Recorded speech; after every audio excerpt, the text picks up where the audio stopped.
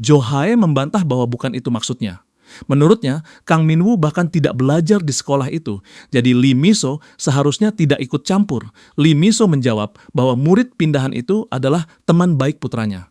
Karena itu, ia tidak akan diam saja. Tentu saja, semua orang bebas melakukan apa yang mereka anggap terbaik. Namun, beberapa pilihan bisa saja diartikan sebagai permusuhan. Jo Hae tertawa gugup. Pada akhirnya, mereka memutuskan menghentikan pembahasan di sana. Suasana sudah mulai terasa tidak nyaman. Salah satu ibu mengatakan bahwa mereka sudah melangkah sejauh ini demi Jo Hae, jadi kali ini mereka akan menutup mata demi Lee Mi-so. Lee Mi-so kemudian memberitahu Kim Yan-sung bahwa masalah itu sudah ia selesaikan. Para orang tua tidak akan ikut campur lagi. Karena Kim Yan-sung menjaga Kang Min-woo, Lee Mi-so memintanya menelepon kalau suatu saat membutuhkan sesuatu. Kim Yan-sung menilai bahwa semua ini baru permulaan. SME Dasungmai adalah tempat Golden Circle paling aktif bergerak. Kalau dirinya, murid peringkat teratas nasional, pindah ke sekolah itu, mereka tidak mungkin membiarkannya begitu saja. Di sekolah yang komisi-komisinya berjalan aktif, tidak akan menjadi masalah kalau ia masuk daftar target. Riwayatnya di Daeson tidak akan terlalu berguna di sana. Justru karena itu, Kim Yan-sung merasa semakin bersemangat. Ia akhirnya sampai di Gangnam yang selama ini ia impikan. Waktu berjalan sesuai rencana, tetapi dunia tetap busuk seperti dulu. Seorang agen melapor kepada Yoon Hunman bahwa Kim Yan-sung pernah menjadi target sebelumnya. Para agen mereka gagal dan pekerjaan itu ditutup sebagai selesai. Namun setelah diselidiki, ternyata hasilnya adalah kegagalan total. Semua pihak yang terlibat menerima balasan. Yoon Hunman mempertanyakan kenapa ia tidak diberitahu tentang hal itu. Sekretarisnya menjelaskan bahwa Young Shan-soo dan Cho Tae-jun sudah dikompromikan oleh Kim Yan-sung. Mereka segera mengejar Young Shan-soo, tapi pria itu sudah menghilang. Dilihat dari semua ini, alasan Young Shan-soo tetap berada di Golden Circle adalah untuk membocorkan informasi internal. Yoon Hunman bertanya apakah itu kesimpulan mereka. Sekretaris itu berlutut dan memohon ampun, tetapi kepalanya langsung diinjak. Pria pirang itu mempertanyakan kenapa mereka butuh waktu begitu lama hanya untuk menjelaskan bahwa mereka sedang tenggelam. Kalau informasi ini bocor, para anggota Golden Circle akan panik. Kekacauan yang tidak bisa mereka selesaikan bisa terjadi. Ia tidak boleh kehilangan kendali atas para anggota hanya karena orang-orang bodoh ini. Organisasi itu harus terus berjalan untuk waktu yang lama. Namun, Kim Yan-sung menarik perhatiannya.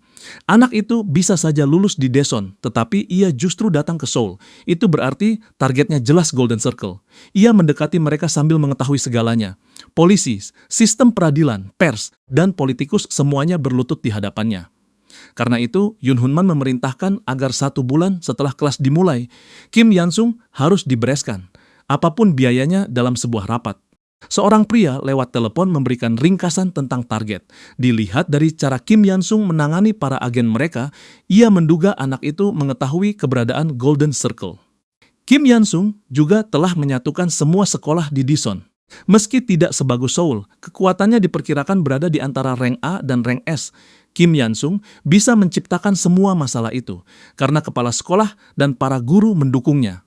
Ia juga disponsori oleh Direktur Eksekutif Mongjin Construction. Selain itu, komite orang tua sempat mencoba menghalangi perpindahan Kim Yan-sung, tetapi mereka gagal karena campur tangan Lee Mi-so, istri Dong Chol. Saat ini, Lee Mi-so mengelola forum para ibu.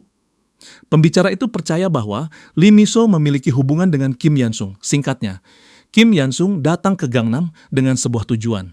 Pembicara itu bertanya, apakah ada orang dalam rapat yang punya pertanyaan? Seorang pemuda bertanya apa hubungan Kim Yan-sung dengan wakil kepala Jaksa Dong Chol. Pembicara menjawab bahwa pria itu tidak akan melakukan apapun untuk Kim Yan-sung. Pria lain bertanya, apakah politik ikut terlibat? Pembicara menyangkal untuk saat ini, Park Hyung-jin, seorang eksekutif Golden Circle, berpikir bahwa Kim Yan-sung benar-benar mengesankan. Mereka tidak bisa membiarkannya. Bagaimanapun, tidak ada kegagalan dalam sejarah organisasi. Ia bertanya apakah ada orang berguna di sekolah itu. Pembicara mengatakan bahwa ada Choi Mong-hun, rank S+. Park Hyung-jin menilai tidak seharusnya ada masalah. Namun, pembicara menambahkan bahwa semua guru berada di pihak Kim Yan-sung dan mereka akan mengganti kepala sekolah. Park Hyung-jin memutuskan akan menangani masalah ini secara pribadi. Kali ini, Mereka harus memprioritaskannya di atas urusan lain. Mereka boleh meminta dukungan kapanpun diperlukan. Atasan menginginkan masalah ini selesai dalam bulan pertama sekolah dimulai. Namun Park Hyung-jin berniat menyelesaikannya dalam minggu pertama. Kim Yansung berjalan melewati sekolah sambil berpikir bahwa waktu benar-benar berlalu cepat. Ia tidak percaya kelas sudah dimulai. Gedung-gedung tinggi berdiri di mana-mana. Mobil mewah terlihat di jalan, dan banyak orang berjalan di dekat stasiun bawah tanah. Dengan tampilan yang sempurna, SMA Desung Mai memang pantas berada di pusat kota. Sekolah itu dipenuhi orang kaya yang tinggal di Gangnam dan punya koneksi untuk memimpin masa depan Korea. Melewati gerbang itu akan menjadi langkah pertama balas dendamnya. Di kelas 3 tahun ketiga, guru mengatakan bahwa sebelum mulai, ada seorang teman yang ingin ia perkenalkan. Semua orang mungkin sudah mendengar tentang peraih nilai tertinggi dalam ujian percobaan nasional. Ia lalu meminta Kim Yansung memperkenalkan diri. Kim Yansung menilai guru itu terlihat bermasalah. Para murid di kelas juga baru pertama kali melihatnya, tapi tatapan mereka sudah sangat bermusuhan. Ia tidak tahu apakah itu karena nilainya, atau karena ada seseorang yang menyuruh mereka bersikap seperti itu. Kim Yansung memperkenalkan namanya kepada semua orang sambil berpikir bahwa ia memang menyukai kekacauan. Guru mulai menjelaskan bahwa ujian bulan Maret akan menjadi simulasi ujian masuk perguruan tinggi, jadi mereka harus bersiap.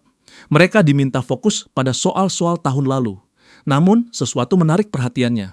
Guru itu mengatakan bahwa Kim Yansung adalah peringkat pertama dalam ujian percobaan nasional dan wajahnya juga cukup bagus. Jadi, ia sebaiknya menunjukkan cara menyelesaikan soal tersebut.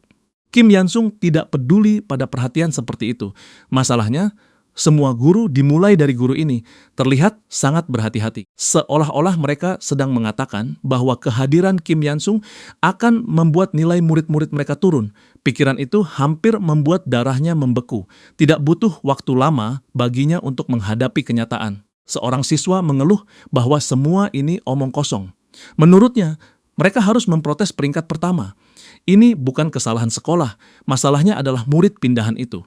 Ia mempertanyakan kenapa Kim Yansung datang ke sekolah yang bergantung pada nilai mereka dan menciptakan masalah ini. Baginya, itu murni keegoisan. Siswa itu juga menyinggung kejadian sebelumnya.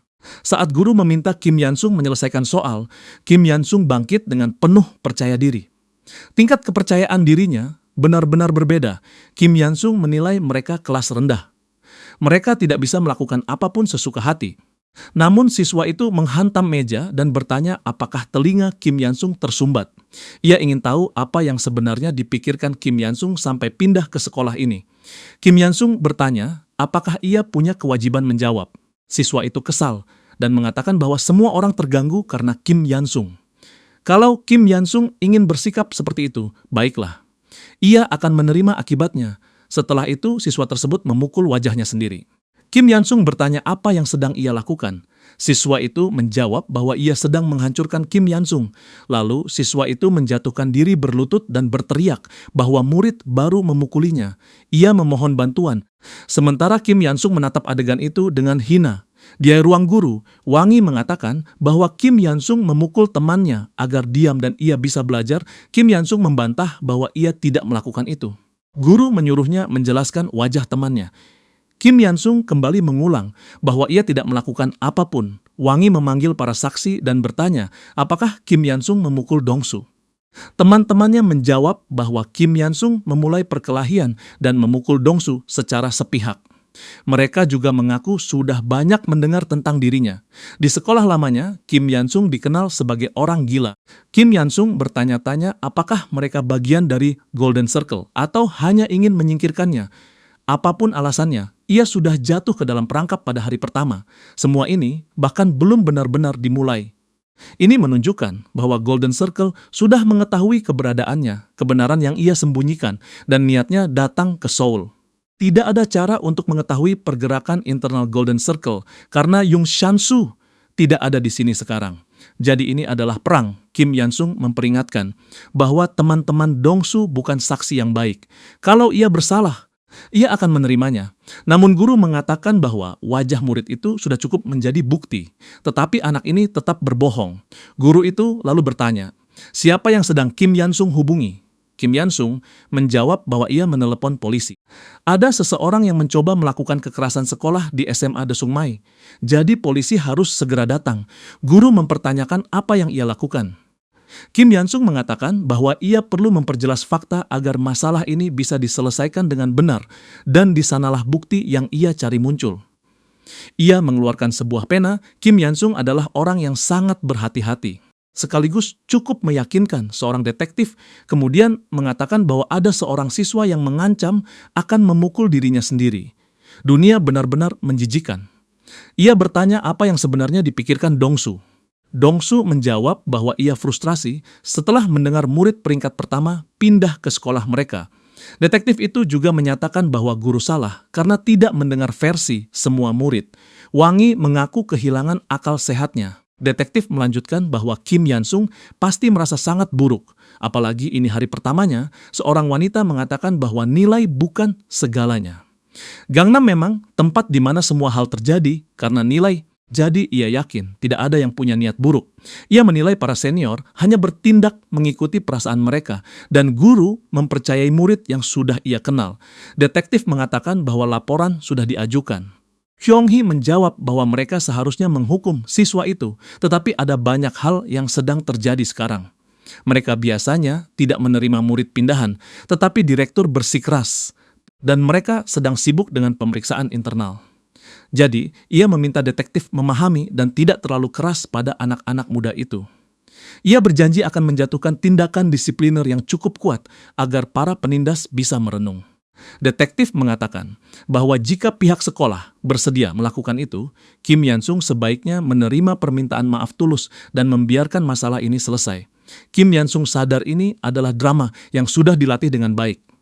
Mereka saling meredakan situasi. Ini adalah deja vu yang sangat familiar, rasa tidak berdaya seorang korban seperti yang diduga. Dari murid sampai guru dan polisi, kartel Gangnam jelas berbeda dari Daeson. Ini sangat jelas menjadi pengingat bahwa tempat ini adalah markas utama Golden Circle.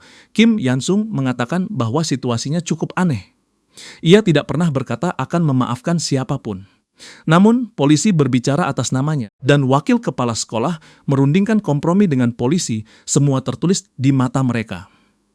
Kalau Kim Yan-sung tidak menerima usulan itu, ia akan dianggap bajingan bodoh yang mencoba menyabotase sesuatu yang seharusnya ditutup. Kyung-hee mengatakan bahwa ia memberi saran agar Kim Yan-sung tidak terlihat buruk. Detektif menambahkan bahwa Kim Yan-sung masih punya 1 tahun sekolah penuh di depan. Kim Yan-sung berterima kasih atas perhatian mereka. Namun, seperti yang mereka tahu, ia masih di bawah umur. Masalah ini harus dibicarakan di antara orang dewasa. Seorang pria tinggi masuk ke ruangan. Ia memperkenalkan diri sebagai pengacara Kim Yan-sung, Park Jong-soo. Lee Mi-so sebenarnya tidak ada dalam rencana Kim Yan-sung. Kekuatan terbesarnya adalah memiliki suami yang menjabat sebagai wakil kepala jaksa. Rencana Kim Yan-sung akan menjadi lebih baik kalau pria itu berada di pihaknya. Namun hasil penyelidikannya menunjukkan bahwa pria itu bukan tipe orang yang bisa digerakkan sembarangan. Meski pria itu akan melakukan apapun demi keadilan dan kepentingan sosial, kemampuan serta rekam jejaknya luar biasa. Di bidang pekerjaannya, ia pada dasarnya tidak tersentuh. Kim Yan-sung berpikir bahwa mendekati orang seperti itu dengan cara salah akan menjadi bencana. Tapi ini bagus. Ia membutuhkan seseorang di pihaknya yang bekerja dengan hukum. Menemukan pengacara kompeten sangat penting. Lee Mi-so menjawab panggilan dan mengatakan bahwa ia sedang mendengarkan profesor. Kembali ke masa sekarang, Park Jong-soo mengatakan bahwa ia sudah memahami situasinya secara umum. Ini adalah insiden di mana pihak-pihak yang terlibat seharusnya dituntut. Ada penyerangan dan bahkan upaya menutup-nutupi. Ia bahkan tidak bisa memahaminya. Guru mengatakan bahwa ini hanya kesalahpahaman. Namun, Park Jong-soo menjawab bahwa ia tidak sedang berbicara kepadanya. Akan lebih baik kalau sekolah merespons dengan tepat, tetapi mereka justru memberlakukan pelaku dengan alasan peduli pada murid. Kyung-hee bertanya apakah perlakuan itu tidak terlalu keras. Mereka semua masih sangat muda. Park Jong-soo menjawab bahwa dirinya bukan orang yang menilai hal itu. Pengadilanlah yang akan menilai. Dong-su jatuh berlutut dan berteriak bahwa hal itu tidak akan terjadi lagi. Ia meminta dimaafkan kali ini. Namun Park Jong-soo menjelaskan bahwa kesalahan adalah sesuatu yang terjadi tanpa sengaja. Tindakan yang dibuat dengan niat jahat disebut kejahatan di pengadilan. Karena itu, ia ingin tahu apa yang akan dilakukan wakil kepala sekolah. Semua orang saling menatap. Mereka akhirnya mengatakan bahwa mereka akan menangani masalah ini sesuai keinginan Kim Yansung awalnya. Park Jong-soo menganggap tawaran Kim Yansung benar-benar keterlaluan. Ia harus mendampinginya selama 1 tahun ke depan dan menerima $10.000 setiap kali bertindak. Semua itu hanya untuk menyelesaikan situasi tanpa persidangan sungguhan. Jika kasusnya benar-benar masuk pengadilan, kompensasinya akan menjadi cerita lain, dan itu hanya berlaku kalau kliennya adalah korban. Park Jong-soo dulu melepaskan jabatan jaksa demi keadilan. Sebagai pengacara pembela, ia sudah melihat banyak situasi kotor. Namun kasus Kim Yansung sangat menarik. Kasus ini aneh. Kim Yansung memintanya tetap dekat sejak hari pertama. Karena itu, Park Jong-soo bertanya siapa sebenarnya Kim Yansung. Kim Yansung menjawab bahwa Park Jong-soo tidak disambut di tempat ini. Hanya itu yang bisa ia katakan. Dia dekat jendela. Chong-hee mengatakan bahwa mereka diminta mengurus kasus ini. Ia harus memastikan semuanya berjalan sempurna. Namun terlepas dari kasus ini, tidak ada yang akan mengira Kim Yansung punya rekaman. Mulai sekarang, mereka harus jauh lebih hati-hati. Mereka tidak selalu menerima tenggat sependek ini dari atasan. Kalau tenggat itu tidak terpenuhi, mereka bisa menganggap semuanya berakhir bagi mereka. Mulai sekarang, mereka harus bergerak dengan hati-hati. Seperti sebelumnya, Chong-hee kemudian mengatakan bahwa mereka akan melakukannya dengan cara lama.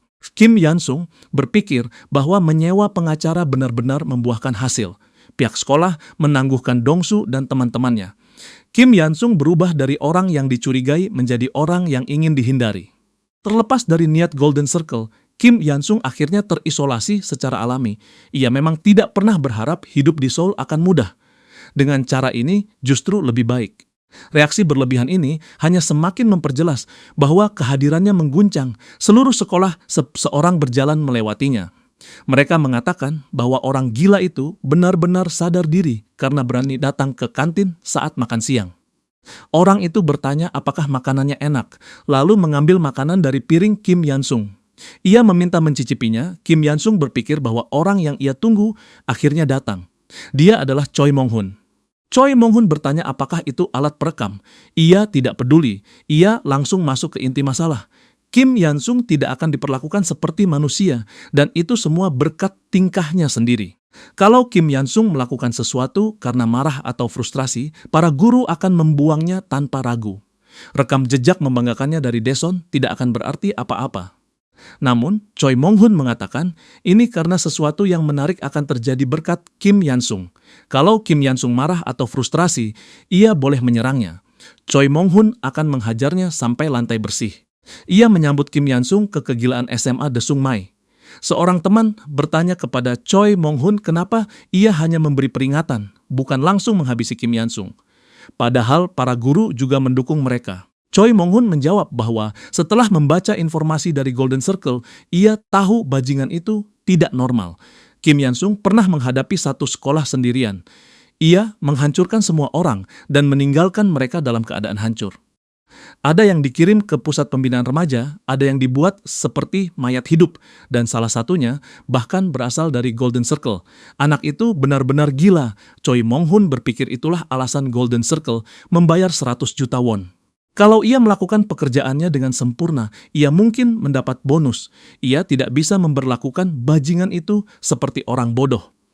Kim Yansung tidak mudah menyerah dalam pertarungan. Jadi mereka perlu menunjukkan kepadanya bahwa tidak seperti Daeson. Seoul adalah neraka di bumi. Kim Yansung harus memahami arti dari hal itu. Di kelas, Kim Yansung berpikir bahwa tenggat yang diberikan Golden Circle kemungkinan berakhir pada ujian semester pertama. Para komisioner akan bergerak. Golden Circle tidak akan diam, bahkan dengan alat perekam. Sepotong penghapus dilempar ke mejanya. Kim Yansung berpikir bahwa ia sudah memperkirakan sesuatu seperti ini, meski begitu tindakan mereka jauh lebih kekanak-kanakan daripada yang ia duga. Ini juga semacam ujian. Ia bertanya-tanya berapa lama ia bisa bertahan, berapa lama sampai kondisi yang diinginkan Golden Circle tercipta, lalu ia meledak. Mereka tahu betapa gilanya Kim Yansung, tetapi tetap bertindak seperti ini. Ia bahkan sudah mempersiapkan diri untuk gaya hidup seperti ini. Sekalipun ia menghancurkan Choi Mong-hun, akan ada orang lain yang menggantikannya. Yang ia butuhkan adalah contoh jelas bahwa sistem sekolah tidak bisa melakukan apapun terhadapnya. Ia lebih memilih menjadi duri dalam daging mereka. Kim Yansung bertanya kepada siswa itu apakah ia sedang bersenang-senang. Siswa itu terlihat terkejut. Kim Yansung mengulang pertanyaannya. Ia mematikan alat perekam yang tertanam di dalam pena. Lalu Kim Yansung membanting kepala siswa itu ke meja. Siswa itu bertanya kenapa ia dipukuli. Kim Yansung berpikir bahwa ini memang tidak benar. Siswa itu mengatakan bahwa ini adalah kekerasan sekolah. Kim Yansung memukulnya lebih dulu. Kim Yansung menjawab bahwa ia tahu, tidak seperti kasus Dongsu. Kali ini ia sengaja jatuh ke dalam provokasi mereka, karena dua situasi itu berbeda. Ia hanya melakukan apa yang perlu dilakukan agar rencananya tetap berjalan, lalu ia menyuruh semua orang melihat. Mereka semua adalah saksi untuk kejadian ini. Kim Yansung mulai menghajar wajah siswa itu seperti orang gila. Di ruang guru, mereka meminta Yongho menjelaskan apa yang terjadi. Yongho mengatakan bahwa ia marah karena Dongsu berakhir seperti itu akibat Kim Yansung. Jadi ia hanya melempar penghapus sebagai lelucon, tapi reaksi Kim Yansung sudah sangat berlebihan. Guru memastikan bahwa Yongho dipukuli secara sepihak. Kyonghee mengatakan bahwa tindakan terhadap Dongsu sudah adil, dan ia senang Yongho mengakui kesalahannya. Namun, Kim Yansung memakai kekerasan terhadap teman sekelas, hanya karena lelucon, membuatnya sama buruknya. Kalau Kim Yansung merasa tidak bersalah, ia seharusnya menunjukkan rekaman hebatnya itu. Namun Kim Yansung mengaku bahwa ia memang memukul Yongho dan ia tidak berpikir masalah ini harus diselesaikan dengan cara seperti sebelumnya. Kalau perlu dihukum, ia akan menerimanya. Karena itu, ia berharap mereka membuat keputusan yang adil. Guru merasa aneh. Kim Yansung patuh terhadap skorsing. Ia adalah orang yang teliti, tipe yang menyiapkan alat perekam. Guru itu yakin Kim Yansung punya rencana untuk menenangkan dewan. Dan sekarang ia sangat patuh. Ini adalah Gangnam, lebih dari sekadar Golden Circle. Tempat ini tidak dipengaruhi latar belakang atau dukungan luar. Tidak ada peluang cara seperti itu akan berhasil di sini. Kim Yansung hanya sedang berimprovisasi, jadi semua orang harus tetap tenang. Karena ia tidak lagi menghadiri sekolah ini, Lee Mi-so membawakan camilan untuk putranya dan membuka pintu dengan bahagia. Ia bertanya bagaimana belajar Kang Min-woo. Namun Kang Min-woo menjawab bahwa sesuatu yang buruk terjadi. Tuan Kim Yansung mengatakan ia tidak bisa mengajarinya lagi, tersisa 7 hari sampai dewan dibuka. Lee Mi-so memberitahu para orang tua lain bahwa tutor mereka tampaknya berada dalam masalah setelah memukul seorang siswa secara sepihak. Ia mengatakan bahwa mereka harus bekerja sama dalam kasus ini untuk mendukung dan memastikan Kim Yansung tidak diperlakukan tidak adil oleh pengaruh luar.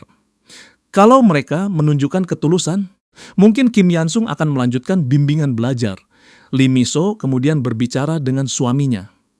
Ia mengatakan sudah bicara dengan anggota lain dan ingin suaminya sedikit membantu. Dongchol menjawab bahwa ia tidak menerima uang dari pembayar pajak dan sejumlah kekuasaan untuk dipakai demi agenda pribadi. Lee Mi-so menunduk lesu. Dongchol mengatakan bahwa bukan salah istrinya kalau Kang Min-woo tidak masuk Universitas Korea. Selama ini, ia memang terlalu jauh dari putranya. Ia menghapus air mata istrinya dan mengatakan bahwa ia akan mengajari putranya secara terpisah. Ia tidak bisa membantu sebagai jaksa, tapi ia bisa membantu sebagai suami. Tersisa 5 hari sampai dewan dibuka. Park Jong-soo berteriak bahwa ini berbeda dari usulan awal. Ia tidak bisa mewakili Kim Yansung di dewan. Kalau Kim Yansung ingin membeli seseorang dengan uang, ia harus membatalkan kontrak dan mencari jaksa lain sekarang juga. Ada banyak sampah yang akan meneteskan liur melihat syarat seperti ini. Lalu ia kesal dan duduk di sofa. Ia mengaku bahkan tidak tidur setelah kejadian itu. Ia ingin tahu apa yang sebenarnya terjadi dan siapa yang mendukung Kim Yansung. Siswa tak bersalah dan para guru ingin melihatnya sebagai penjahat. Ia sungguh ingin membantu, tapi tidak akan mengatakannya. Ia hanya ingin mengetahui niat Kim Yansung. Yang sebenarnya, Kim Yansung mengatakan bahwa syaratnya tidak berubah. Ia akan membatalkan kontrak tanpa biaya kalau Park Jong-soo menginginkannya. Namun dadu sudah dilempar. Ia bertanya apakah Park Jong-soo ingin mendengar apa yang akan ia katakan. Kim Yansung menginginkan lawannya kehilangan hidupnya. Artinya ia tidak berniat hanya berdiri diam pada hari dewan dibuka. Suasana berat menggantung di tempat itu. Kyung-hee mengatakan bahwa semua orang tampaknya sudah hadir.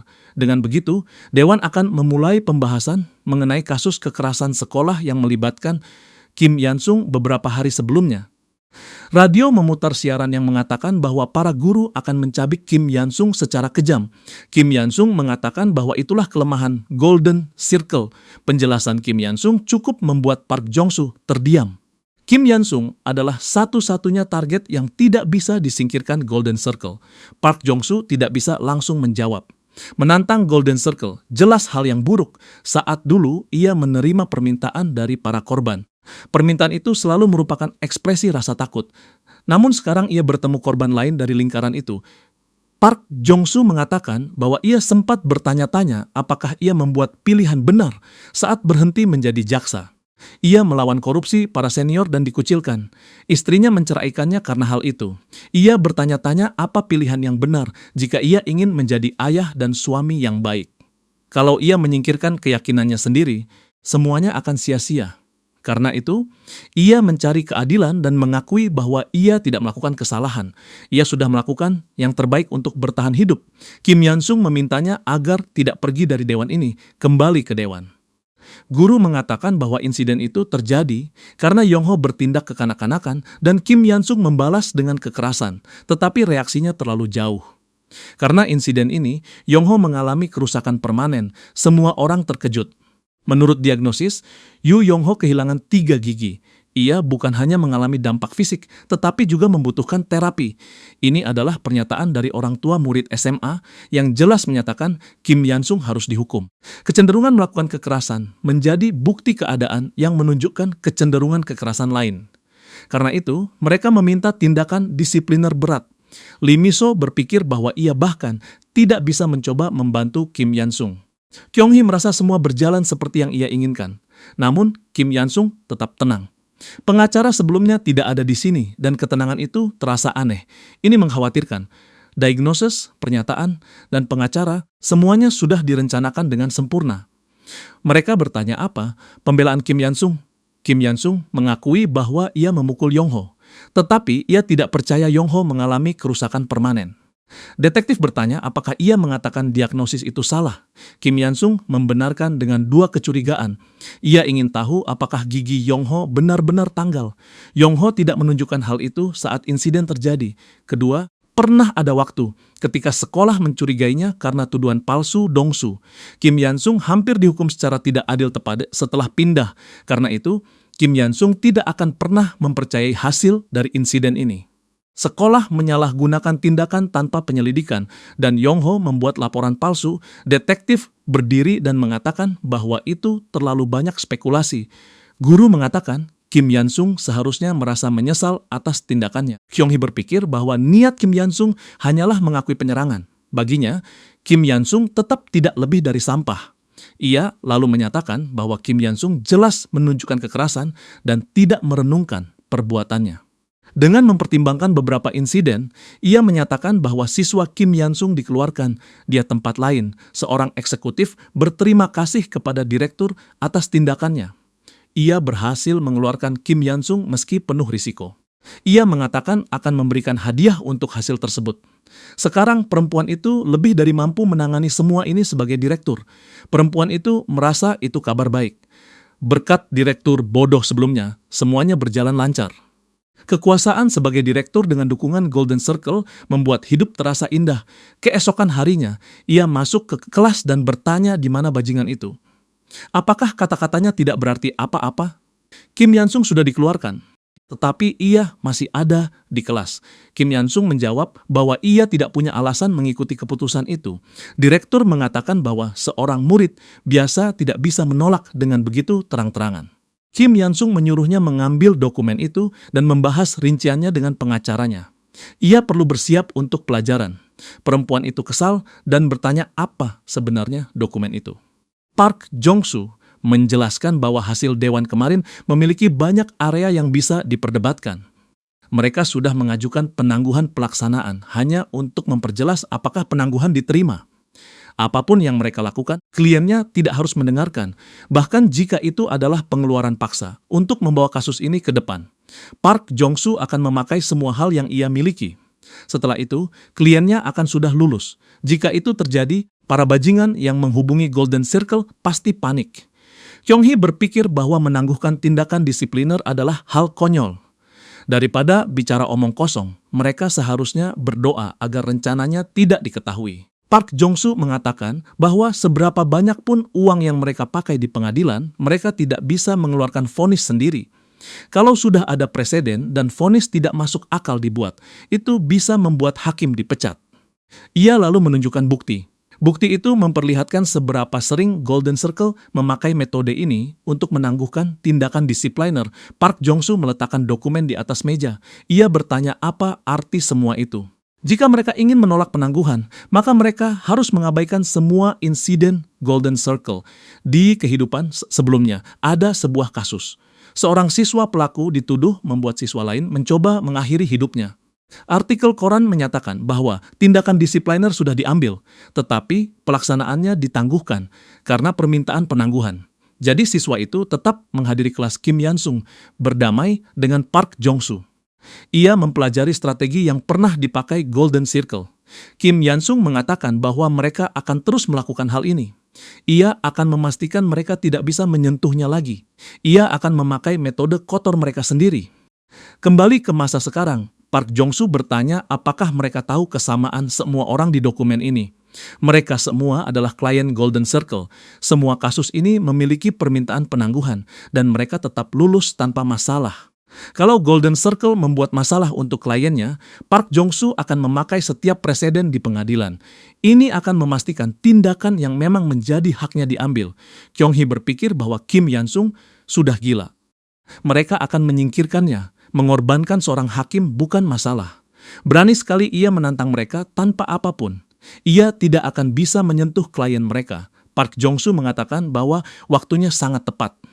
Ia tahu mereka semua benci mengungkap identitas. Kalau mereka ingin mengubah situasi ini menjadi kekacauan total, mereka sebaiknya melihat keluar. Mereka sudah menyiapkan hadiah untuk Kim Yan-sung. Dia luar. Cho Sunil sedang berteriak dan memperkenalkan diri. Ia menyerukan bahwa siapapun bisa menjadi korban kekerasan sekolah, termasuk anak-anak mereka. Ada tanda-tanda jelas saat hal seperti ini terjadi. Mereka tidak boleh mengabaikan petunjuk tersebut agar anak-anak muda mereka tidak kehilangan nyawa. Cho Sunil meminta mereka tidak hidup dengan penyesalan karena kehilangan anak seperti dirinya. Mereka tidak boleh membuat kesalahan yang sama. Park Jong-soo mengatakan bahwa uang dan kekuasaan adalah dua hal yang diinginkan semua orang. Tetapi dua hal itu tidak bisa meyakinkan organisasi tersebut. Eksekutif merangkum bahwa kalau mereka mengusik Kim Yan-sung, Golden Circle akan terekspos ke seluruh dunia. Tidak ada lagi yang bisa mereka lakukan di sekolah ini. Kyung-hee menyadari bahwa Kim Yan-sung membuat masalah ini menjadi besar untuk menghapus semua hal yang belum terekspos. Eksekutif setuju. Namun, karena sudah sampai titik ini, mereka tetap harus menyingkirkannya. Jadi para guru tidak boleh melakukan apapun besok. Di sisi lain, Kim Yan-sung bukan satu-satunya korban Golden Circle. Di SMA The Sungmai, Choi Mong-hun sedang memukuli seorang anak bernama Jae-wook. Ia pernah menyuruh Jae-wook keluar dari sekolah atau pindah kalau ingin hidup. Jae-wook meminta maaf, tapi Choi Mong-hun mengatakan itu bohong. Jae-wook berpikir bisa bersantai tahun ini karena sudah senior. Tetapi Choi Mong-hun tahu ia adalah tikus yang bersembunyi selama setahun. Sudah lama ia tidak melihat orang seperti dirinya. Choi Mong-hun mengatakan bahwa meskipun ia merasa tidak enak, akan lebih cepat kalau Jae-wook meninggalkan sekolah daripada menunggu lulus. Ia memegang jari Jae-wook. Anak itu mengerang kesakitan saat jarinya patah. Choi Mong-hun menyuruhnya berhenti menangis. Beberapa hari setelah Jae-wook meraih peringkat pertama dalam ujian semester pertama, tahun pertamanya, Choi Mong-hun muncul. Demi orang tuanya yang pindah ke Gangnam dengan harapan besar untuk putra mereka. Jae-wook sempat berniat menahan intimidasi Choi Mong-hun, namun rasa sakit itu terlalu berat untuk manusia. Karena rumor terbaru, Jae-wook jatuh dalam keputusasaan yang lebih dalam. Namun, karena Kim Yan-sung membalas, ia harus menghadapi dewan. Ia berpikir mustahil melawan Choi Mong-hun sampai ia mendengar rumor Kim Yan-sung masih masuk kelas setelah dikeluarkan. Katanya, ia bisa terus hadir sampai putusan pengadilan keluar setelah mengajukan banding. Dan saat putusan itu selesai, ia mungkin sudah lulus. Jae-wook berpikir kalau senior Kim Yansung bisa menghentikan Choi Mong-hun, maka dirinya juga masih punya harapan. Jadi ia memperkenalkan diri kepada Kim Yansung dan mengatakan ada sesuatu yang ingin ia sampaikan. Ia masih belum yakin, tetapi bajingan Choi Mong-hun sengaja memprovokasi mereka. Ia juga sedang dirundung, sama seperti Kim Yansung. Kim Yansung bertanya, kenapa Jae-wook mengatakan hal ini? Jae-wook menjawab bahwa ia berharap Kim Yansung mampu mengatasi intimidasi itu, lalu air mengenai kepala Kim Yansung. Jae-wook bertanya apakah seniornya baik-baik saja. Namun Kim Yansung mengatakan bahwa Jae-wook benar. Choi Mong-hun memang sengaja mengintimidasi mereka berdua. Jadi mulai sekarang, Jae-wook tidak boleh melakukan apapun, karena ia tidak tahu apa-apa. Seorang teman berkomentar bahwa Kim Yansung benar-benar ingin bangkit. Choi Mong-hun mengatakan bahwa bajingan itu menganggap mereka idiot. Ia menyuruh semua orang diberitahu bahwa rencana sudah dimulai. Kim Yansung berjalan menuruni tangga. Lebih banyak anggota Golden Circle mendekatinya. Mereka bertanya apakah ia senior Kim Yansung, namun sebelum mereka menyelesaikan kalimat, Kim Yansung langsung memukul wajah salah satu dari mereka. Ia menyuruh para bajingan itu maju sekarang juga. Komandan mereka memerintahkan agar tidak takut pada Kim Yansung. Mereka semua maju bersama. Kim Yansung menendang perut salah satu dari mereka sambil berpikir bahwa ia tahu tentang Jae-wook berkat informasi Yung Shansu. Lalu ia menghindari serangan lain dan membuat lawan tersandung. Karena yang dilakukan Jae-wook selama ini hanyalah menjadi murid hebat. Orang itu mulai terguling menuruni tangga. Satu orang lain maju ke arah Kim Yansung. Sama seperti dulu, Jae-wook datang kepadanya dengan putus asa untuk meminta bantuan. Kalau ia bisa turun dari tangga ini dengan selamat lagi, mereka akhirnya bisa mendapatkan kedamaian. Saat Kim Yansung menjatuhkan lawan lain ke tangga, komandan mereka menyebut semua ini gila. Semua bawahannya sudah dikelilingi darah. Kim Yansung mencengkeram rambut salah satu dari mereka dan bertanya kenapa ia hanya berdiri diam. Ini baru dimulai kembali di sekolah. Jae-wook bertanya-tanya apakah Kim Yansung baik-baik saja. Ia yakin Kim Yansung pergi ke tempat Choi Mong-hun berada. Para siswa berlari ke arah tangga dan mengatakan ada pertarungan. Semua orang di sekolah yang bisa bertarung sedang mengejar Kim Yansung. Jae-wook menyadari ini adalah pengeroyokan, jebakan yang dipasang Choi Mong-hun. Jae-wook bingung harus melakukan apa. Ia harus membantu seniornya. Ia membuka pintu ruang guru dan mengatakan sesuatu yang buruk telah terjadi. Senior Kim Yansung sedang dipukuli di gedung sebelah, namun guru menyuruhnya pergi. Perintah itu diulangi. Jae-wook tidak boleh menghalangi mereka. Para guru sedang rapat penting. Kalau ia mengerti, ia harus keluar dari sana. Jae-wook tidak mengerti bagaimana mereka bisa diam saja membiarkan hal ini terjadi pada seniornya. Tapi ia akan melapor ke polisi. Ia mengeluarkan ponsel dan menelepon polisi. Ia mengatakan bahwa ini SMA Desung Mai dan ada perkelahian kelompok besar. Namun petugas mengatakan bahwa sayangnya mereka ingin segera mengirim polisi, tetapi ada kasus tabrakan 3 mobil dengan pengemudi mabuk. Mereka harus menyelesaikan itu dulu, lalu baru bisa mengirim petugas. Jae-wook berpikir bahwa para guru tiba-tiba rapat, dan itu terlalu kebetulan. Anak itu tidak bisa memahami semuanya. Malam sebelumnya, eksekutif memperingatkan Choi Mong-hun bahwa SMA Desung Mai akan menjadi tanah tanpa hukum besok. Ia harus memusnahkan target, tidak akan ada gangguan, tidak ada saksi, dan tidak ada bukti. Sejauh itulah Golden Circle bisa bergerak. Jae-wook bertanya-tanya apakah ia sebaiknya menutup mata. Senior itu adalah penyelamatnya, tetapi ini bukan urusannya. Meski begitu, ia benar-benar khawatir padanya. Kim Yansung adalah orang pertama yang pernah berada di sisinya. Jadi ia tidak bisa berdiri diam seperti pecundang. Jae-wook mematahkan sapu dan menggenggam batangnya. Ini juga masalahnya. Saat ia menaiki tangga, ia mendengar teriakan dan membuka pintu dengan terkejut. Salah satu anggota Golden Circle sedang bertarung fisik dengan Kim Yansung. Tetapi Kim Yansung memegang pisau berdarah sambil berkeringat dingin. Pada Januari tahun itu, sebelum pergi ke Seoul, Kim Yansung sedang berlatih. Karena waktu semakin sempit, ia mendaratkan satu pukulan terakhir ke Samsak. Kim Se-woo mendekat dan mengatakan bahwa Kim Yansung bisa mati kalau terus seperti ini. Ia sudah membuktikan lebih dari cukup. Kim Yansung menjawab bahwa Golden Circle tidak rasional. Ia tidak tahu tindakan sakit macam apa yang akan mereka lakukan. Ia harus bersiap untuk semua skenario saat menaiki tangga. Kim Yansung berpikir bahwa sepertinya dugaannya benar. Ia menghantam satu orang lagi, sementara rekan-rekannya menyebutnya gila karena menghadapi mereka semua sekaligus. Kim Yansung mengatakan bahwa dari guru sampai polisi tidak akan ada yang ikut campur. Jadi mereka bisa melakukan apapun yang mereka mau. Ini memang kacau. Namun hal baiknya, apapun yang terjadi di sini, mereka tetap harus berpura-pura tidak ada yang terjadi di atap. Keributan mulai terdengar. Kim Yansung menendang pintu sambil memegang salah satu bawahan Choi Mong-hun. Choi Mong-hun bertepuk tangan dan mengatakan bahwa Kim Yansung datang sendiri. Choi Mong-hun berpikir semua ini luar biasa. Ia tahu Kim Yansung adalah psikopat, jadi ia menyiapkan alur cerita yang cocok. Kim Yansung menjadi benar-benar gila, mencari masalah dengan mereka, lalu secara tidak sengaja tersandung kakinya sendiri.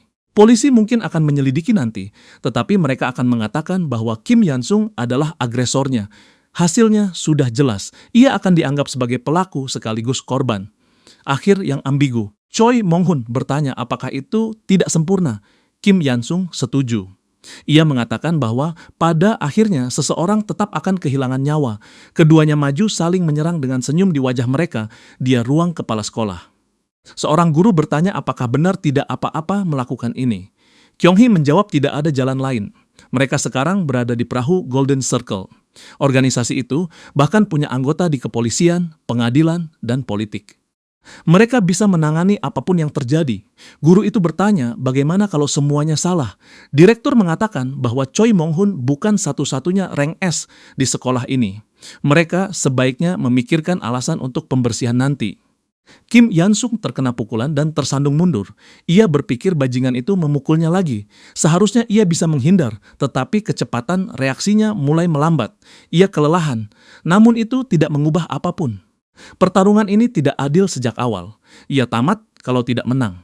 Meski Choi Mong-hun adalah rank S dari Golden Circle, ia tetap bukan apa-apa dibandingkan pelatihnya. Kim Yansung menerima pukulan Choi Mong-hun dengan dahinya. Choi Mong-hun mengeluh tangannya sakit. Serangan lain dari Kim Yansung datang. Ia mendaratkan cross, lalu mulai menghantam tubuh inti Choi Mong-hun berulang kali. Pada serangan terakhir, Choi Mong-hun berhasil menghindar. Ia melempar uppercut dan membuat Kim Yansung terpental. Choi Mong-hun berpikir bahwa bajingan itu sama sekali tidak menahan pukulan. Namun tetap saja, Kim Yansung bukan apa-apa dibanding dirinya. Kim Yansung sudah mencapai batas. Tidak ada lagi yang bisa dilakukan, namun Kim Yansung tetap berdiri setelah menerima pukulan itu. Ia mengakui pukulan itu sakit, tetapi masih bisa ditahan. Mereka akan terus melanjutkan sampai terlihat siapa yang akan kehilangan nyawa lebih dulu. Choi Mong-hun bertanya-tanya apakah hal seperti ini mungkin terjadi. Ia yakin sudah mendorong Kim Yansung sampai batas, tetapi Kim Yansung masih bisa melawan dengan kekuatan seperti itu. Choi Mong-hun menahan tendangan sambil bertanya dalam hati, apakah bajingan ini tidak pernah jatuh? Apakah ia benar-benar akan kalah di sini? Lalu ia berteriak ketakutan, menarik perhatian bawahannya. Salah satu dari mereka berlari maju sambil menarik sesuatu dari jaket. Kim Yansung menyadari gerakan aneh di belakangnya, lalu terkena pisau. Ia nyaris saja bertahan. Jae-wook berteriak memanggil seniornya. Choi Mong-hun bertanya, kenapa bawahannya tidak membantu lebih cepat? Ia mempertanyakan sudah berapa kali orang itu menghindari hukuman.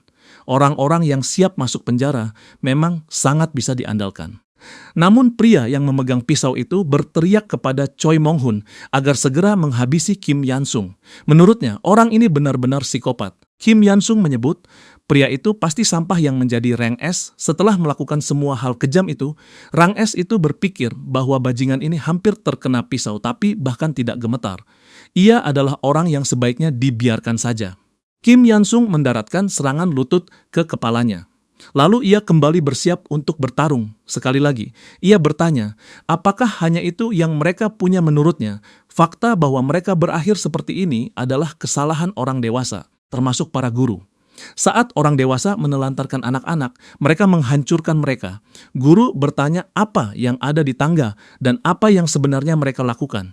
Kim Yansung mengatakan bahwa mereka seharusnya sudah tahu. Bajingan ini memerintahkan mereka mengambil nyawanya, dan inilah hasilnya. Dilihat dari kondisi mereka, ruang perawatan tidak akan membantu. Mereka harus segera memanggil ambulans. Ini bukan sesuatu yang bisa ditangani sekolah. Jadi mereka juga harus memanggil polisi. Jae-wook bertanya apakah seniornya baik-baik saja. Namun kemudian ia menyadari bahwa Kim Yan-sung memasuki ruangan yang bukan miliknya.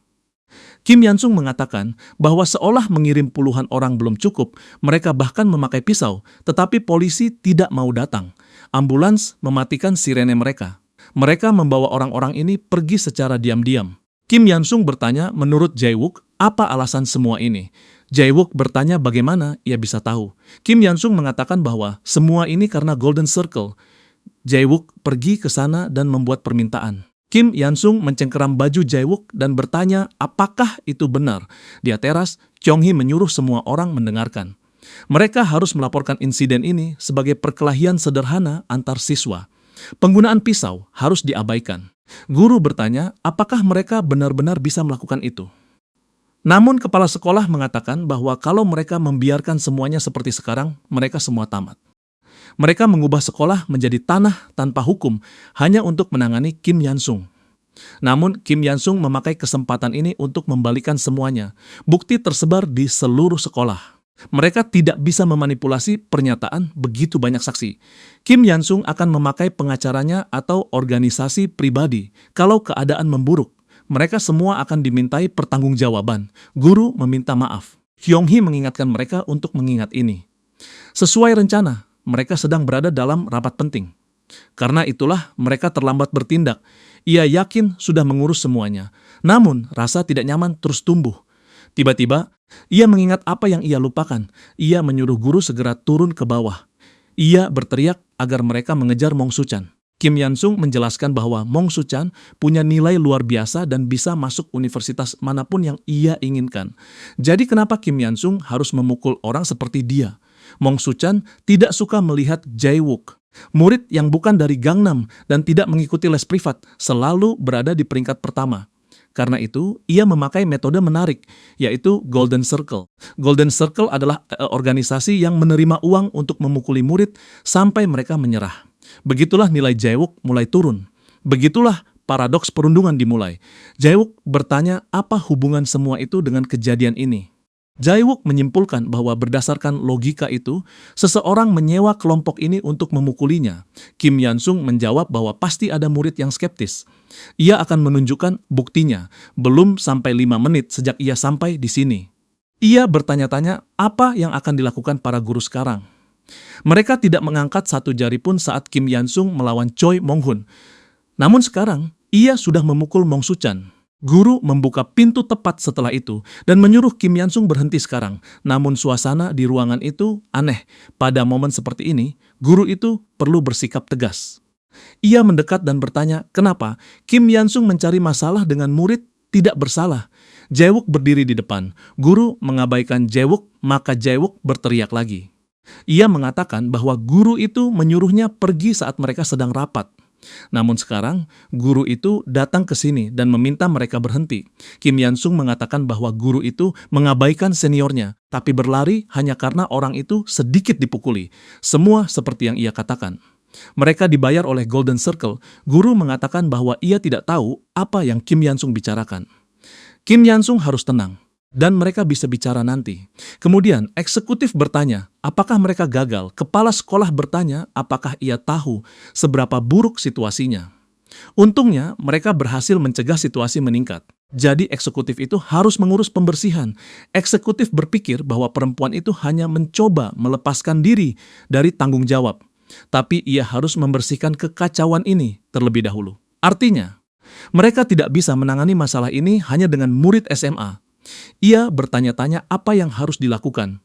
Cara paling sederhana adalah menangani Kim Yan-sung diam-diam di luar sekolah. Tetapi itu tidak bisa dilakukan. Komisi Golden Circle harus dijalankan di dalam sekolah. Situasi seperti ini dianggap ringan oleh orang dewasa. Dan justru karena itulah organisasi aneh ini bisa bertahan selama puluhan tahun. Kasus ini belum pernah terjadi dalam sejarah Golden Circle. Ia benar-benar kehilangan kata-kata. Mulai sekarang, ia akan sangat sibuk, lalu ia menerima panggilan. Mong Hyun sedang menelepon. Eksekutif bertanya-tanya kenapa pria itu menelepon. Tak lama sebelumnya di sekolah, Mong Hyun bertanya, apakah Kim Yansung yang memukuli putranya? Sekarang seluruh hidup putranya sudah berakhir. Ia adalah eksekutif di Gunman Enterprise. Ia akan memakai semua koneksinya untuk menjatuhkan Kim Yansung. Kim Yansung mengatakan bahwa kalau ia dihukum, ia berencana datang ke sini dengan organisasi pribadi. Ia perlu mengungkap kebenaran. Mong Hunok adalah eksekutif dari perusahaan besar. Jadi, ia memesan jasa Golden Circle untuk merundung murid peringkat teratas demi putranya. Kim Yansung tahu posisi mereka sedang tidak stabil. Waktu korupsi putranya terbongkar benar-benar sempurna, guru berpikir bahwa bajingan ini bukan VIP, melainkan klien. Situasinya lebih buruk dari yang ia kira.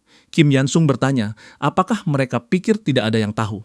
Golden Circle memang menjamin anonimitas, tapi apakah mereka benar-benar berpikir rahasia itu bisa disembunyikan? Ia mengajak mereka berhenti membuang waktu. Orang yang harus bertanggung jawab atas situasi ini bukan dirinya. Yang bertanggung jawab adalah Golden Circle yang membiarkan identitas para klien terbongkar. Mong Hunok berteriak bahwa wajah putranya penuh luka. Ia bahkan diancam. Golden Circle harus memperbaiki ini. Tetapi ia tidak bisa mempercayai mereka lagi. Ia akan memberitahu para anggota Golden Circle tentang hal ini untuk mengajukan keluhan. Setelah itu, ia memberitahu semua temannya yang kemudian memutus hubungan dengan Golden Circle. Eksekutif itu gemetar ketakutan. Ia menyalakan rokok, lalu melemparkannya sambil berpikir bahwa ia harus menyingkirkan Kim Yansung, apapun biayanya. Kalau terus seperti ini, ia akan menjadi kambing hitam. Ia tidak bisa memikirkan apapun. Ia bertanya-tanya siapa sebenarnya bajingan ini. Mereka harus keluar dari sini. Di sebuah restoran, seorang pelayan lewat membawa troli. Prox menawarkan minuman kepada eksekutif. Eksekutif berpikir bahwa orang ini adalah sok-sok yang mengurus keinginan bos. Pria itu mengatakan bahwa eksekutif pasti tahu alasan ia datang. Ia memahami bahwa identitas klien sudah terbongkar. Pengkhianat bernama Yung Shansu adalah penyebabnya. Masalahnya, ini bukan pertama kalinya terjadi. Bahkan bukan hanya di wilayah regional. Sekarang, mereka mengacaukan klien tepat di tengah Gangnam. Keadaan benar-benar kacau. Ini pertama kalinya nama seorang anggota terungkap. Eksekutif mengatakan bahwa kepercayaan mereka akan hancur. Propes melanjutkan bahwa itu berarti keberadaan Golden Circle akan berakhir. Eksekutif memohon diberi kesempatan. Ia akan menangani semua ini. Apapun biayanya, Prox mengatakan bahwa kalau kegagalan bisa diubah menjadi keberhasilan, kepercayaan dalam hubungan justru bisa berkembang. Jadi eksekutif harus menunjukkan hal itu kepada para anggota. Kim Yansung bisa dihancurkan dan siapapun yang terlibat dengannya akan membayar harga. Jika itu terpenuhi, eksekutif bisa mendapatkan pertemuan dengan bos eksekutif meminum soju yang dituangkan ke tangannya.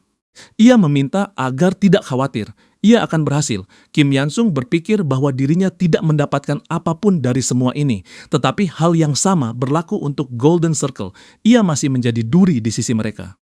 Mereka akan terus mencoba menyingkirkannya secara terbuka.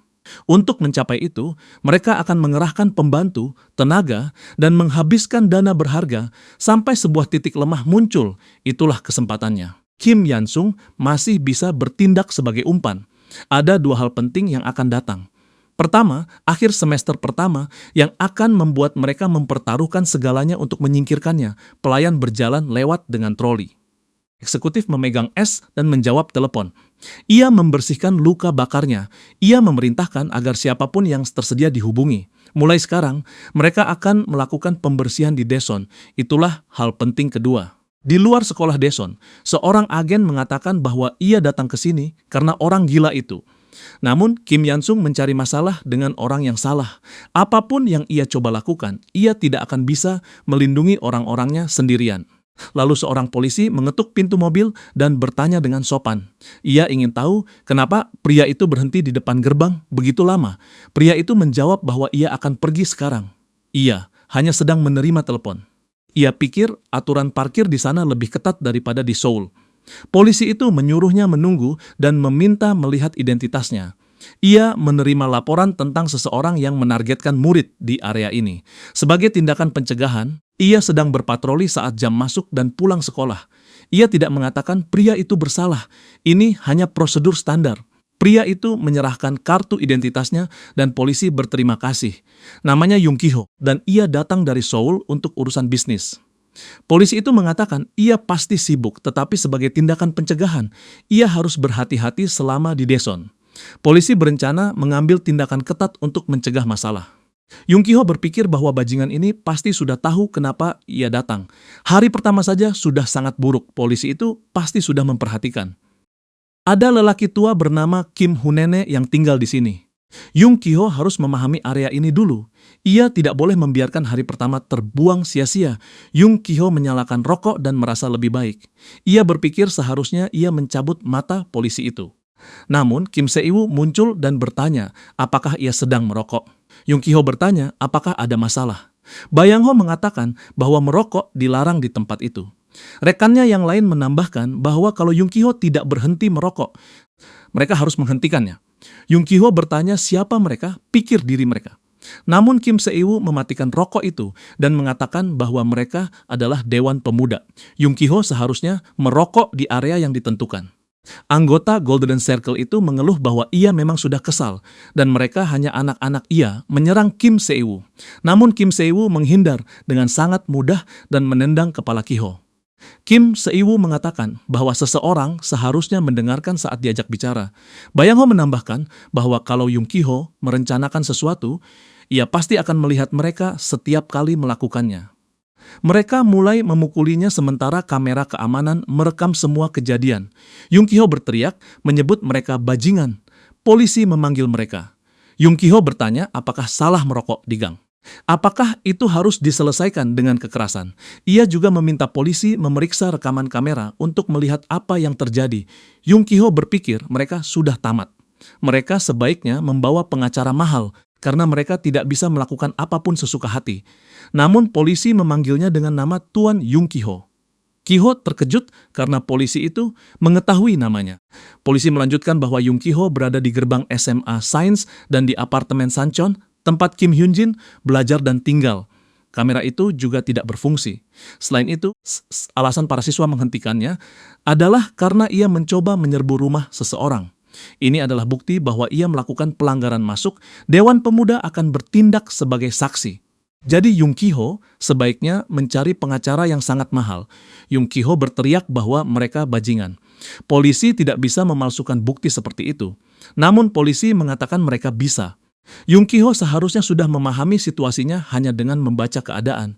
Ia harus ikut dengan diam, kecuali kalau ia ingin menambah dakwaan menghalangi keadilan. Kemudian polisi itu menelepon Go Changbam dan melaporkan bahwa tindakan pencegahan sudah dilakukan. Para atasan sudah menggigit umpan Go Changbam, berterima kasih. Kalau ada yang bermasalah, Mongjin Construction akan bertanggung jawab. Apapun yang terjadi, ia tidak akan melupakan kebaikan mereka. Go Changbam berpikir bahwa dunia ini benar-benar gila. Ia pikir dirinya melebih-lebihkan, tetapi para sampah itu benar-benar mencoba mengusik keluarga Kim Yansung. Artinya, semua orang datang ke sini untuk menyingkirkannya. Dibanding orang-orang ini, Go Changbam bukan apa-apa. Namun mereka tidak akan bisa melakukan apapun sesuka hati di Daeson. Mereka akan masuk ke langkah berikutnya. Ia memerintahkan para pekerja untuk bersiap. Yung Ki-ho berterima kasih kepada seseorang lewat telepon. Ia bisa keluar dengan cepat. Namun suara di panggilan itu bertanya, apakah Daeson sudah siap? Eksekutif melanjutkan bahwa mereka tidak akan mendapatkan apapun dengan mengusik Kim Yansung. Ia memang bukan bos di tempat itu, tetapi fakta bahwa Go Changbam memenangkan pertarungan udara menjadi faktor utama. Orang kampung biasanya saling menempel. Mereka yang punya banyak hal akan takut kehilangan. Karena itu, mereka harus menyingkirkan Go Changbam. Karena sudah ada rencana untuknya, Yung Ki-ho harus tetap bersiaga. Yung Ki-ho bertanya kenapa mereka tidak menyerang semuanya sekaligus. Seperti yang selalu dilakukan Golden Circle. Eksekutif menyetujuinya. Yung Ki-ho menjadi bersemangat dan mengatakan bahwa Kim Yansung sudah mencari masalah dengan orang yang salah. Ia pikir bisa memanipulasi pikiran anak-anak yang belum berpengalaman dan belum dewasa. Namun tidak ada seorang pun di Daeson yang bisa mengusik Hyun-jin. Yung Ki-ho mengatakan bahwa dialah orang yang akan mengejar anak-anak di Daeson. Kalau Kim Yansung terus seperti ini, ia akan tamat. Ia harus keluar dari sini. Keras kepalanya dalam membalas dendam akan berakhir bahkan sebelum dimulai. Beberapa hari kemudian, beberapa pejabat masuk dan memperkenalkan diri sebagai otoritas pajak. Mereka menyuruh semua orang menghentikan pekerjaan dan mengemas semuanya. Komputer dicabut dan dimasukkan ke kotak penyimpanan. Go Changbam mengatakan bahwa otoritas pajak benar-benar luar biasa. Mereka mengosongkan seluruh perusahaan hanya dalam 1 hari. Pejabat itu menyuruhnya memperbaiki ucapannya. Ini hanya perusahaan konstruksi korup. Ia berpikir Go Changbam tidak tahu apa arti penyelidikan pajak. Setelah beberapa menit, mereka menyelesaikan pekerjaan dan meninggalkan lokasi. Presiden bertanya apakah semuanya berjalan lancar. Go Changbam membenarkan bahwa mereka mengambil semua yang mereka inginkan. Lalu Mong Jin bertanya apakah putranya percaya diri. 2 bulan sebelumnya, ia kesal setelah menemukan pernyataan bahwa Go Changbam memakai nama perusahaan konstruksi dalam berbagai penyamaran. Mong Jin menyuruhnya menyingkirkan Kim Yansung kalau ingin menjadi presiden perusahaan. Namun Go Changbam mengatakan ia tidak bisa melakukan itu. Go Changbam sendiri pernah mengatakan bahwa orang harus diperlakukan dengan baik. Itulah alasan ia mengalahkan Gang Sok. Kim Yansung dan dirinya juga sudah membuat kesepakatan. Jadi bahkan kalau perusahaan konstruksi menghadapi masalah, Go Changbam tidak akan meninggalkannya.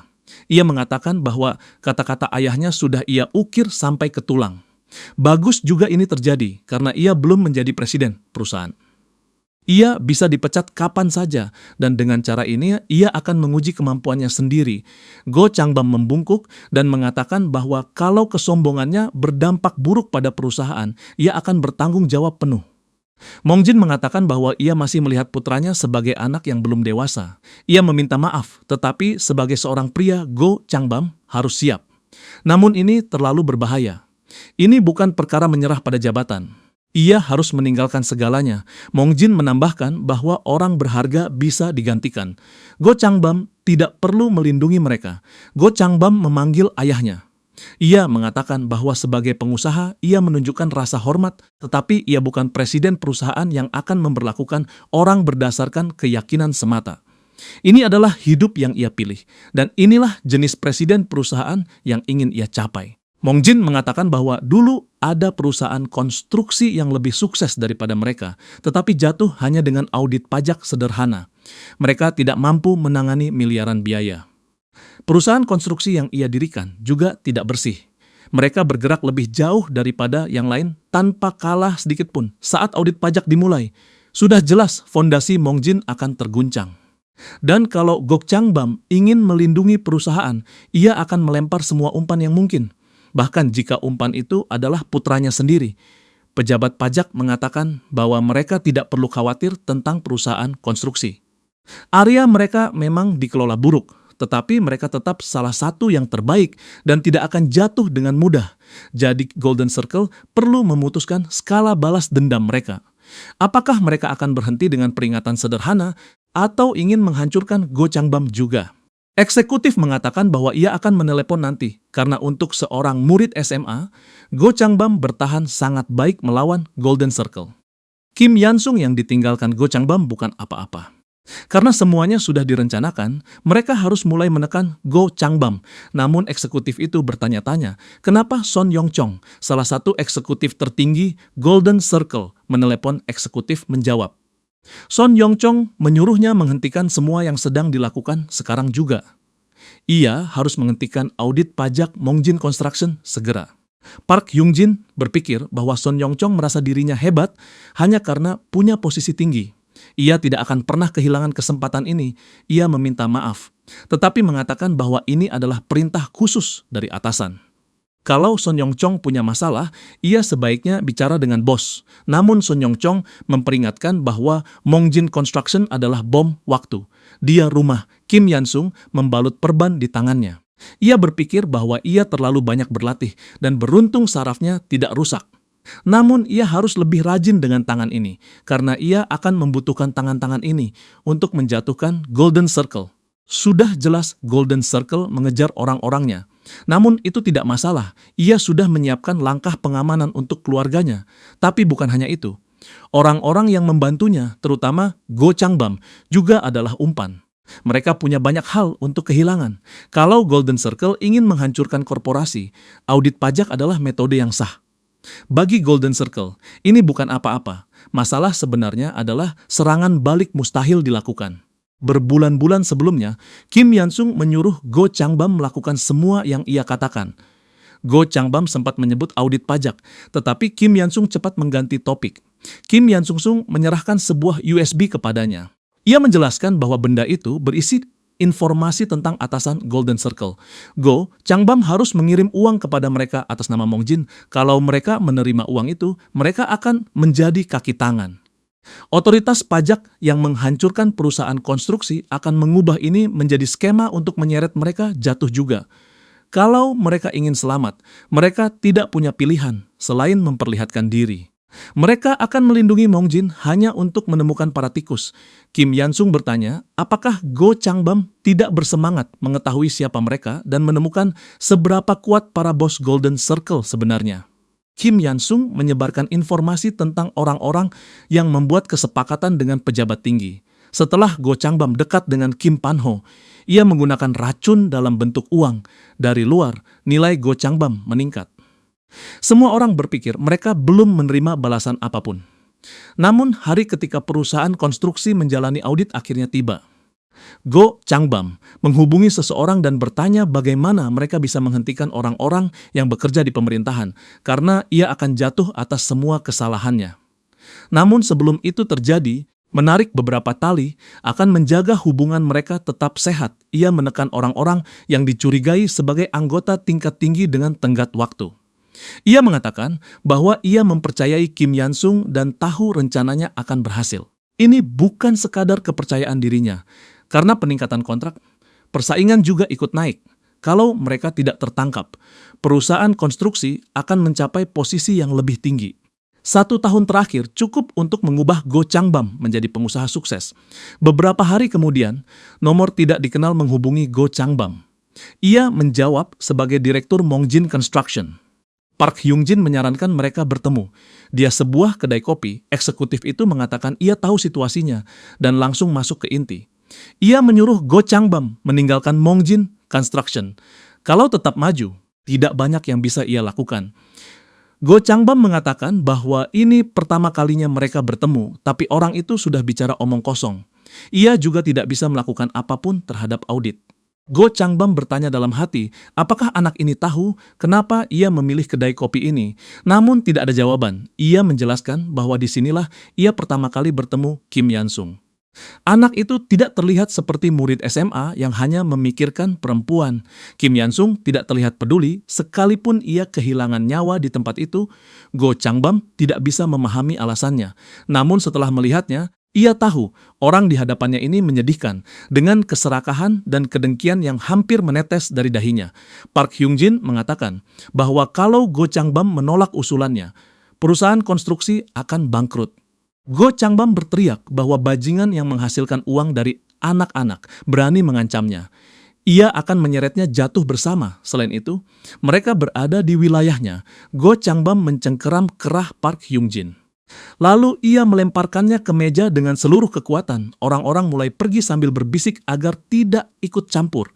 Karena itu adalah Go Changbam. Go Changbam menyuruh bajingan itu menangani masalahnya sendiri, lalu memukulnya lagi. Sementara itu, Go Changbam bukan satu-satunya orang yang menghadapi masalah karena membantu Kim Yansung.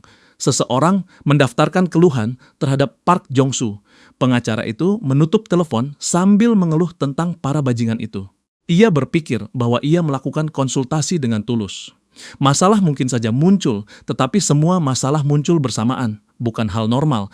Ia kemudian mengingat ucapan Kim Yansung. Saat Kim Yansung bergerak, Park Jong-soo akan diserang untuk dijatuhkan. Orang-orang akan melakukan segala cara. Kalau Park Jong-soo bisa bertahan, itu akan menebus segalanya. Park Jong-soo berpikir bahwa Kim Yansung benar lagi. Anak itu seperti bisa melihat masa depan. Kalau ia akan runtuh semudah ini, ia tidak akan berhenti menjadi jaksa. Ia akan melihat sejauh mana semua ini berjalan. Saat ia menggigit, ia tidak akan melepas. Park Jong-soo lalu menelepon seseorang dan mengatakan, sudah lama sejak ia melihat Dong Chol. Kemudian, ia bertemu dengan temannya dan mengatakan bahwa ini mengingatkannya pada masa ketika mereka minum kopi murah sambil duduk di tempat itu. Temannya tetap dingin seperti biasa, tidak mampu mencairkan suasana. Dong Chol bertanya kenapa mereka bertemu. Park Jong-soo menyerahkan dokumen. Ia mengatakan bahwa ini tentang Golden Circle, organisasi yang melakukan kejahatan. Ia sudah memilih kasus-kasus yang terbukti. Kalau Dong Chol membaca dokumen itu, ia akan mengerti. Dong Chol bertanya apakah ini permintaan pribadi. Park Jong-soo menjawab bahwa ini adalah tuduhan dari masyarakat. Kalau Dong Chol ikut terlibat, ia harus menyerahkan banyak hal. Park Jong-soo bertanya apa yang harus ia lakukan. Ia harus menyingkirkan kanker ini. Sebanyak apapun ia memikirkannya, hanya Dong Chol yang bisa menahan pukulan ini. Ia mengatakan akan meninggalkan salinannya. Kalau Dong Chol tidak ingin membaca, ia boleh membuangnya. Tapi kalau ingin membantu, cukup hubungi dirinya.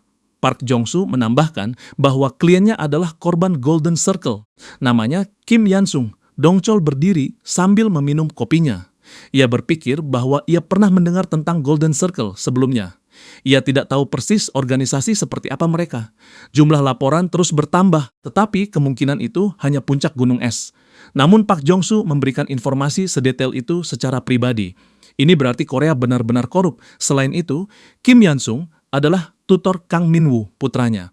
Kalau ia membantu saat itu, mungkin tidak akan menjadi masalah. Memang benar, Kim Yan-sung berada dalam posisi tidak menguntungkan. Namun alasan Dong Chol tidak melakukan apapun adalah karena ia seorang jaksa. Ia tidak membuat pengecualian untuk siapapun. Namun ini berbeda. Ini adalah sistem yang mengumpulkan orang kaya dan berkuasa untuk meningkatkan uang serta kekuatan mereka, lalu mencoba menghancurkan seorang individu. Dong Chol bertanya pada dirinya sendiri, pilihan apa yang harus ia buat dalam situasi ini. Ia tidak ingin menjadi orang yang malu pada dirinya sendiri. Lalu ia menelepon dan memperkenalkan diri sebagai Kang Dong Chol. Ia meminta orang itu datang ke kantornya besok. Ia membutuhkan bantuan, ia berpikir bahwa ia punya banyak alasan untuk menyelidiki kasus ini. Di sebuah restoran, Proxy mengatakan bahwa ia sudah memberi petunjuk dan kesempatan. Tetapi hasilnya justru kebalikan total. Park Hyung-jin mengatakan bahwa ia tidak punya alasan. Ia akan memperbaiki situasi ini. Prox menjawab bahwa Park Hyung-jin mencampuri hal yang bukan urusannya karena mengejar hasil. Ia kehilangan kesempatan untuk menghancurkan koneksi Kim Yan-sung. Sekarang, ia harus membuktikan bahwa Golden Circle akan melakukan apapun demi mencapai tujuan. Proxy menambahkan bahwa Kim Yan-sung harus digagalkan dalam ujian semester pertama, atau dipastikan bahkan tidak bisa mengikuti ujian. Intinya, singkirkan Kim Yan-sung. Park Hyung-jin berteriak bahwa kali ini ia berjanji akan membuktikan nilainya. Di kantornya, Go Chang-bam mengumumkan bahwa ancaman mereka berhasil. Mereka menerima telepon yang memerintahkan agar audit pajak dihentikan. Kim Yan-sung berterima kasih karena Go Chang-bam menepati janjinya. Itu pasti pilihan sulit bagi perusahaan konstruksi. Go Chang-bam menjawab bahwa ini bukan pertama kalinya. Ia mengatakan bahwa orang sepertinya membutuhkan seseorang dengan otak seperti Kim Yan-sung untuk mengelola bisnis. Karena itu, Kim Yan-sung harus tetap selamat, meski begitu. Kim Yan-sung ingin tahu apakah semuanya akan baik-baik saja. Kim Yan-sung berpikir bahwa ini hanya dugaan, tetapi hanya beberapa anggota tingkat tinggi yang mengetahui siapa bos sebenarnya. Kalau orang-orang kuat itu tidak mempercayainya, Golden Circle tidak akan pernah ada. Itulah alasan audit pajak ini sangat penting. Anggota Kongres Kung Chol adalah anggota kunci kelompok dominan. Bahkan di kehidupan sebelumnya, ia aktif saat Golden Gate jatuh. Ia membangun reputasinya selama 20 tahun, yang kemungkinan besar terhubung dengan lingkaran yang sejak awal dicurigai Kim Yan-sung. Jadi Kim Yan-sung memasang jebakan dengan uang Kim Pan-ho, dan Kung Chol cepat menggigitnya. Bukan hanya Kung Chol. Orang lain juga bereaksi secara spesifik, seperti Kim Chi-yong. Mereka adalah anggota tingkat tinggi yang diekspos Kim Yan-sung lewat kontrak Yung Shan-soo dan Park Hyung-jin. Di sisi lain, setelah insiden itu, suasana di SMA Daesung mulai berubah. Para siswa mulai menghormati Kim Yan-sung, lebih banyak rumor muncul tentang Golden Circle dan apakah komisi Mong Soo-chan benar. Namun karena ini bukan sesuatu yang bisa ditangani anak di bawah umur, mereka menjaga jarak tertentu. Bukan hanya para siswa yang merasakan akibatnya. Sebelum ujian, mereka memakai para guru untuk menyiksa Kim Yan-sung sebisa mungkin. Kyung-hee berpikir bahwa mereka tidak lagi mempercayainya. Bahkan para siswa pun merasakan hal itu. Jadi, ia bertanya bagaimana kalau mereka lebih berhati-hati dan menganalisis situasi lebih dulu. Namun Park Hyung-jin menjawab bahwa mereka berada di perahu yang sama. Kalau perempuan itu gagal kali ini, keduanya akan bertanggung jawab dan tidak peduli bahwa dirinya orang luar. Direktur terkejut mendengarnya. Park Hyung-jin mengatakan bahwa perempuan itu juga tidak sepolos itu. Kyung-hee akhirnya menyuruhnya menjalankan rencananya, lalu di kelas, guru bertanya, kenapa Kim Yansung terlambat? Kim Yansung menjawab bahwa ia sedang membantu guru sastra. Guru itu mengatakan bahwa dua hal itu berbeda. Kim Yansung hanya melakukan apapun yang ia mau karena berada di peringkat pertama. Ia menyentuh dahi Kim Yansung dan bertanya apakah Kim Yansung akan memukul guru. Ia mengatakan tidak bisa mengajar karena terlalu takut. Ini baru permulaan. Guru lain menyuruh Kim Yansung menyelesaikan masalah itu dengan ketulusan. Setiap kali kelas baru dimulai, nama Kim Yansung selalu disebut. Di mata siswa yang tidak mengetahui kebenaran, ini bukan situasi yang baik. Namun Kim Yansung menerimanya dan menjaga ketenangannya. Beberapa hari kemudian di ruang guru, seorang guru mengatakan bahwa sikap Kim Yansung di kelas sangat buruk. Ia sempat mengira Kim Yansung setidaknya murid baik. Sekarang Kim Yansung harus menulis surat refleksi. Kalau tulisannya buruk, ia harus mengulang dari awal. Dia kelas. Kim Yansung mulai menulis. Ia berpikir bahwa mereka membatasi waktunya dan memaksakan hukuman padanya. Ini kemungkinan rencana Golden Circle. Beberapa teman sekelas bertanya, apakah ia baik-baik saja? Mereka bertanya apakah benar para guru mengincarnya dan Golden Circle menyiksanya. Kim Yansung membenarkan bahwa itu adalah perintah mereka. Namun hanya sejauh inilah yang bisa mereka lakukan.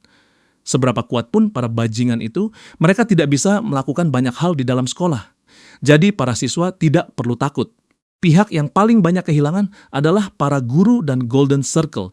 Kim Yansung berpikir bahwa ia akan menanggung ini sampai mereka melawan aturan mereka sendiri dan menunjukkan kebusukan mereka di luar sekolah.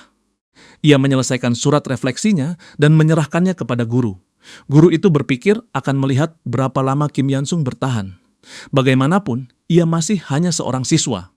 Namun guru itu terkejut dan berteriak bahwa Kim Yansung benar-benar bajingan gila.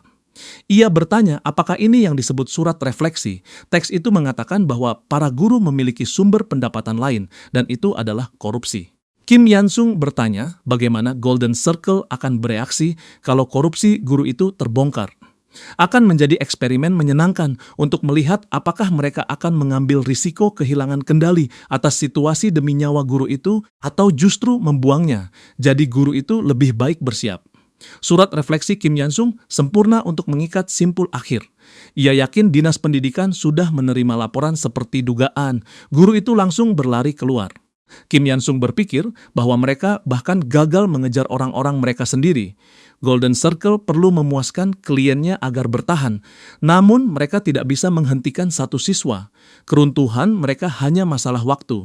Karena kalau mereka tidak mendapatkan apapun, mereka akan menghapus jejak. Bagi mereka, Kim Yansung adalah bom waktu. Sang master akan mencoba menyingkirkannya dengan segala cara. Namun, ia tidak akan bergerak di luar sekolah. Dan itu tidak buruk bagi Kim Yansung. Jadi Kim Yansung harus masuk lebih dalam. Sejujurnya, sabotase menyedihkan ini bukan apa-apa. Masalah terbesar adalah kalau mereka mengubah lembar jawabannya atau memanipulasi nilainya. Itu berarti Kim Yansung harus mengakhiri ini sebelum ujian tiba. Dengan begitu, mereka tidak bisa memakai taktik mereka.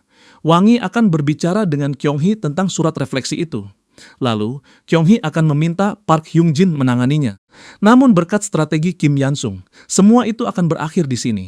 Di Pusat Perlindungan Sipil, Dongchol bertanya bagaimana sekolah seperti SMA Desungmai bisa memiliki guru yang menerima uang untuk menyiksa seorang siswa. Seorang manajer mengatakan bahwa itu bukan masalah mereka. Dongchol memerintahkan agar aset Wangi diperiksa. Ia bertanya bagaimana ia bisa tenang. Bahkan wakil direktur saja korup.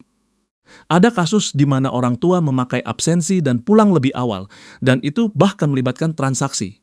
Ia ingin tahu apa artinya semua itu. Sekretaris mengatakan bahwa ia mengerti, tetapi mereka harus mengikuti proses.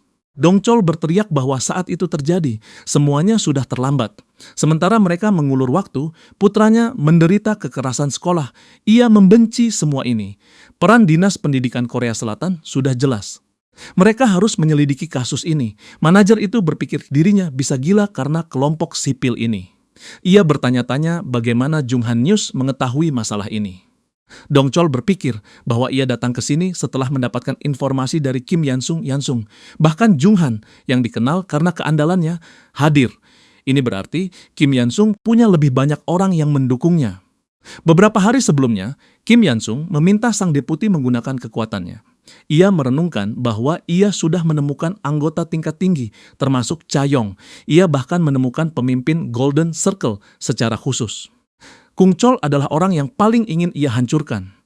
Kim Yansung menjelaskan bahwa ia menciptakan situasi ini agar Kim Pan-ho bisa mengambil sikap.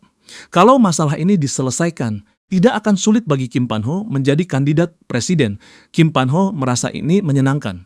Kim Yansung benar-benar memberikan apa yang ia janjikan. Ia mengatakan karena Kim Yansung sudah menciptakan ini, ia akan ikut bersenang-senang. Ia ingin tahu apa yang bisa ia lakukan untuk anak muda itu. Kim Yansung memintanya menjaga korupsi di SMA Desung Mai tetap menjadi berita utama. Dengan begitu, orang-orang akan melihat bahwa Kim Pan-ho tertarik pada kasus tersebut. Kim Pan-ho tertawa. Kalau Kim Yansung membutuhkan namanya, ia boleh menggunakannya kembali ke masa sekarang dengan bukti yang jelas. Kelompok sipil menjadikan kasus itu sebagai berita utama. Jung Han News dengan cepat menerbitkannya. Meskipun artikel itu tampak tidak berkaitan dengan Golden Circle, fakta bahwa kasus itu terungkap ke dunia membuat mereka mundur dari sekolah. Seorang pria mengatakan bahwa ia berasal dari dinas pendidikan. Mereka harus jujur tentang kekerasan. Dinas itu menyadari perhatian publik, jadi mereka memulai pertunjukan kecil mereka, takut menerima balasan jika siswa itu bicara. Ini termasuk Kang Jae-wook yang bertanya-tanya apa yang harus ia tulis. Provokasi tidak akan menyelesaikan apapun. Sekolah ini tidak adil. Ia bertanya-tanya apa yang akan dilakukan senior Kim Yansung. Lalu ia mengingat ucapan Kim Yansung. Kalau seseorang mengusiknya, ia tidak boleh lupa untuk menunjukkan bagaimana orang itu membayar perbuatannya. Jadi, Jae-wook menulis bahwa ia tidak akan lagi diam seperti sebelumnya. Ia harus berubah sekarang. Pertanyaannya, apakah ia akan melakukan hal yang sama seperti Kim Yansung?